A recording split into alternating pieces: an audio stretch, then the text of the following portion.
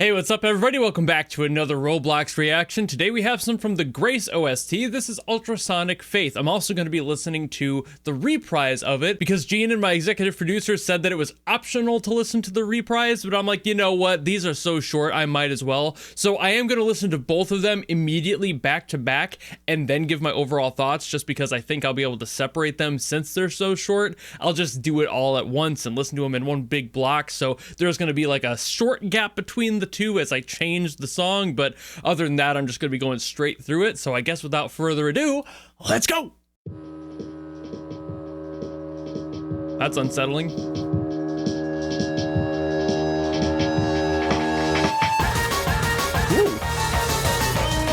Ooh, wait a minute. Ooh. Hold on. We might have some fire on our hands here.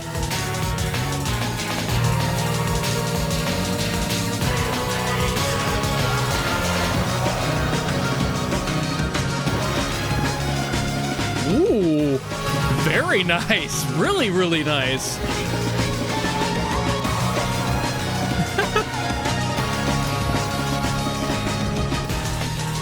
I heard that little cut in there. Like just getting rid of like maybe one beat.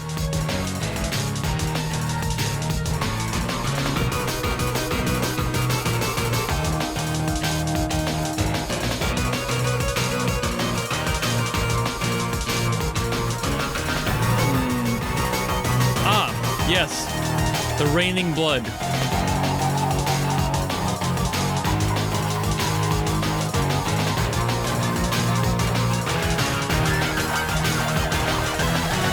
This is really well done. It's nailing the aesthetic it's going for. Ooh, speaking of. Ooh.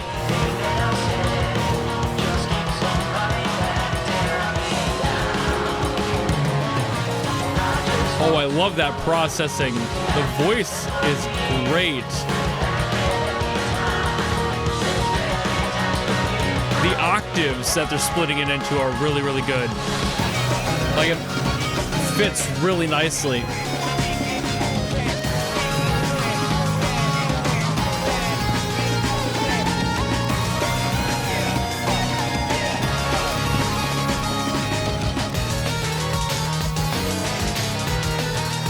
All right, this one caught me off guard.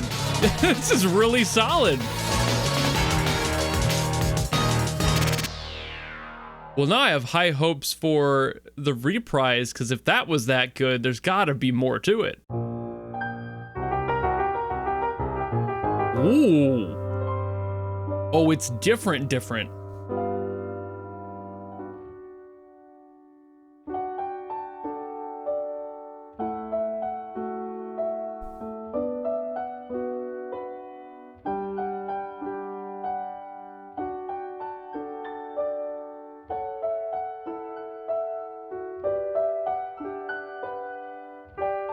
That is clever.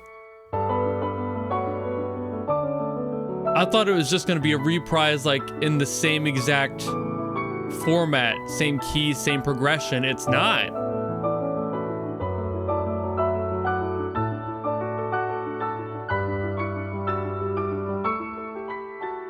It's like a whole separate thing. You can hear the original in there, but they transposed it. That might not be the best word. Maybe. So they kind of moved it like... I don't think it's a full transposition. I think they changed things outright. Well, that's part of the mood. They like made it feel more of a major tone compared to a minor tone. That's where I'm getting that transposition feel.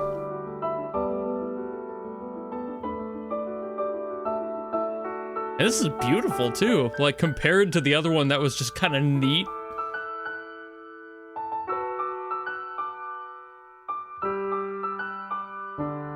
While again, still keeping the identity of the original in there.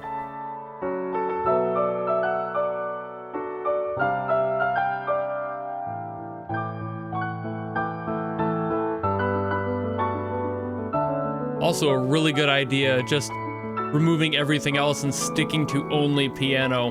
That's a really good idea for like a finality in the song, to make it feel like it's really like the last thing you hear. I don't know if it is, but this feels very much like a credit scroll sort of approach to that theme.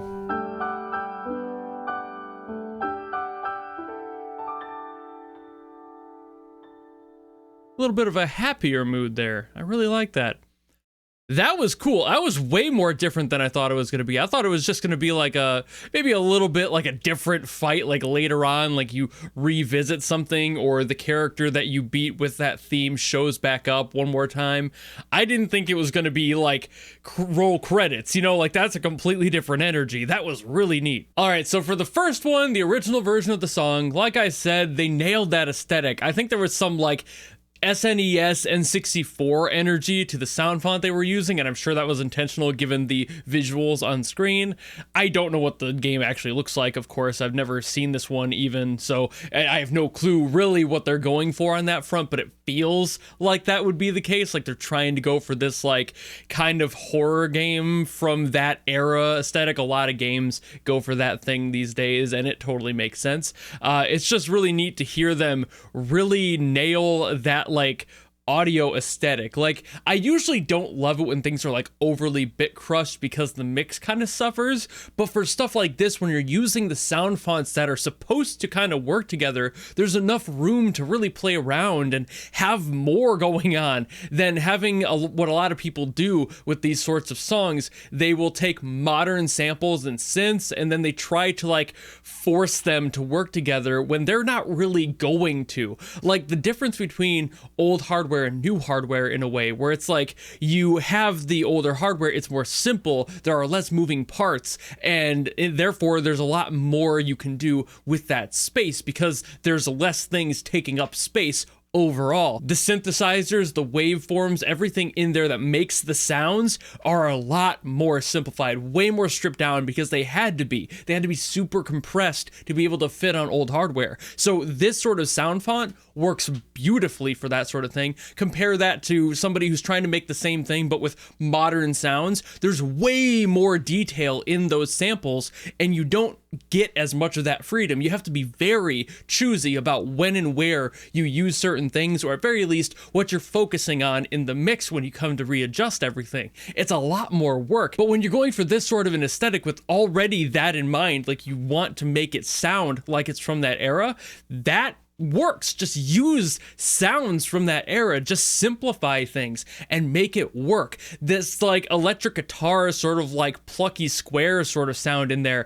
that was super used in the SNES and N64. It's that sort of approach. It's these super simple waveforms that can work with other things because they're extremely crushed down and they don't have much data in them. It's also an extra bonus that they weren't overusing things either. There was a little bit where I'm like, okay, this might be a little bit much. There was like something, I don't know if it was just noise really, but it might have just been something where some of the synths were kind of clashing, where it felt a little bit muddy underneath, but that kind of also added to the aesthetic because it sounded a little bit lower fi than it could have. So it kind of works out in that aspect where it just sounded more dated as a result of just a little bit of mud being put in there, but that also could have been entirely on purpose because you can add that sort of an effect later on or as a part of the layer just to make it feel a little bit more authentic and glued together. I don't know exactly what Phill was doing for this, but he really nailed that aesthetic. And then when the song shifted to like this more pop punk adjacent thing,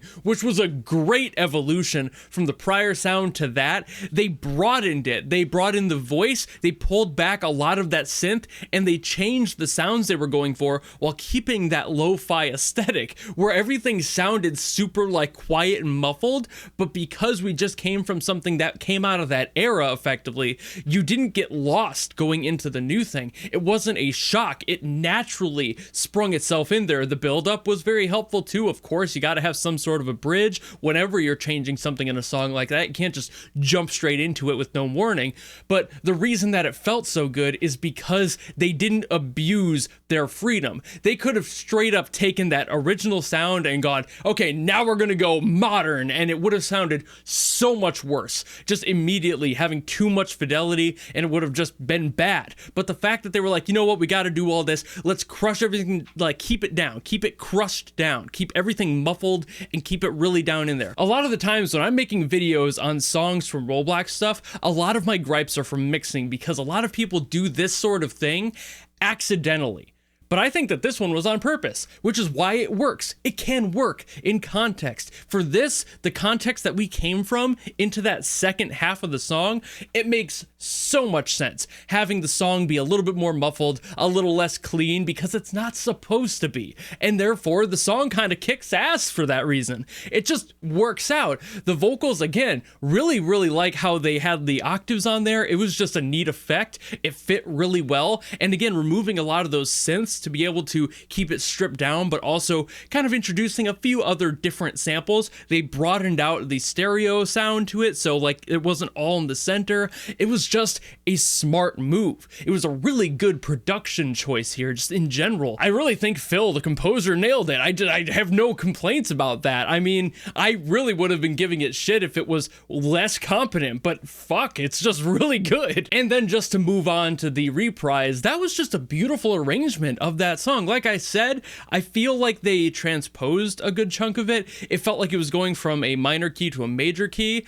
It might not entirely be true, because some of those things you can do to make that work are not like set in stone laws. You can really mess with a lot of stuff in music to make things work like that. So I don't think a transposing is 100% accurate, but it might have been the bulk of it too. You know, like there are definitely chords changed in here. There was a key change to this compared to the original, but also I feel like they changed more than just the key. Like it wasn't just going from like a C minor to C major. It's like not that sort of a simple change. There are different chords in here entirely that didn't exist in the original one, and the energy is completely different. So you need to have those sorts of changes in order to make that emotional switch up much more clear and aggressive. And honestly, it worked super well. This song works beautifully in that more like refined, beautified sort of kind of just flowing and carefree aesthetic,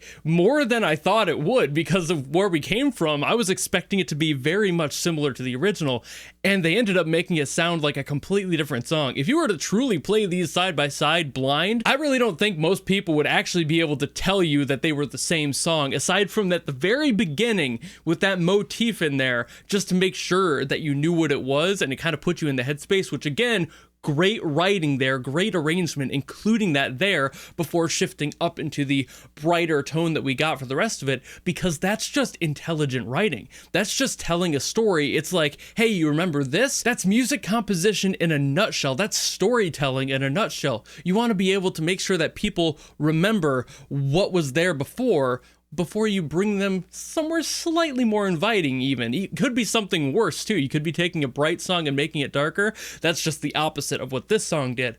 They really did it. They did a good job.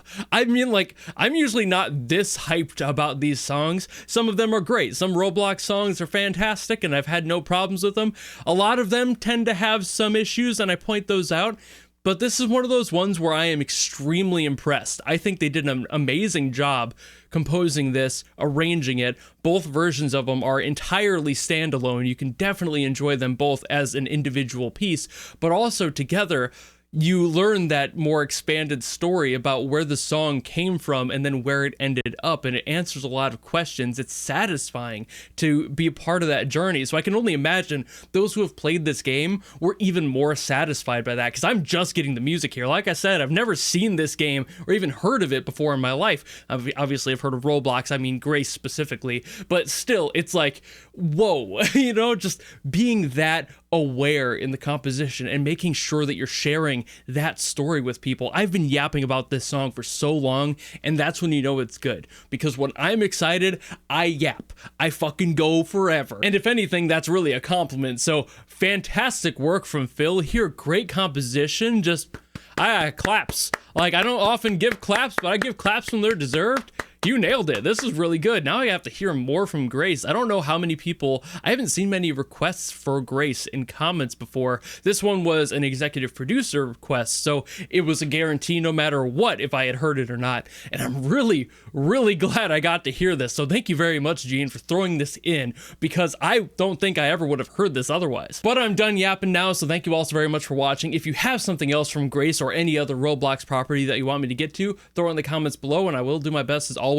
There are always a bunch of comments saying a bunch of different stuff from a bunch of different Roblox titles. That's fine. Throw them down there anyway. I'm sure a lot of people will agree, and usually the ones that get the most popular are the ones I cover eventually. So give that a shot if you want to, or if you want to guarantee something much like Gene did for this one, you can always go to my Patreon or my YouTube memberships. There's a tier that will force me to listen to whatever you want. So if you have something from this game or any other game, any other composer, any other producer, it can be good or bad or anything. It doesn't really matter. That's why it's a guaranteed request. And otherwise, if you just enjoyed this video and you want to follow me and support me for more stuff coming in the future, you know how to do all that. And I will see all of you in the next video. Goodbye!